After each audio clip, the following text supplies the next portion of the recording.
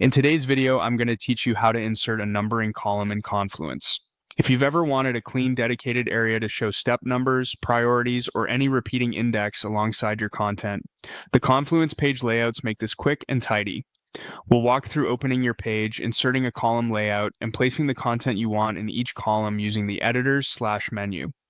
Start by opening Confluence in your browser and navigating to the space or page where you want this numbering column.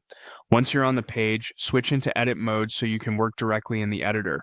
With the editor open, click in the exact spot on the page where you want the columns to appear.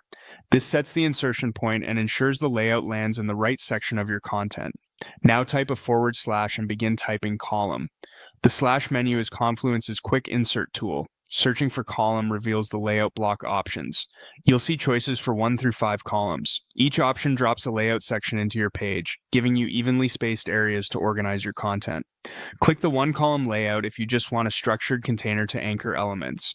Choose 2 columns if you want a classic numbering column paired with a main content column. 3, 4, and 5 columns are there when you need more segments. For example, a narrow numbering strip, a main description area, and additional columns for status, owners, or notes. It's helpful to preview different layouts here so you can pick the structure that best supports your numbering use case and the amount of information you plan to display. After the layout is inserted, click directly inside a column to place your cursor, then type a / to open the insert picker for that specific column. From here, choose from the available macros and elements to build out your content. Repeat this in each column. For a numbering column concept, dedicate 1 column to a consistent, repeatable element, your numeric indicators or labels, and use the adjacent column for the details that correspond to each number.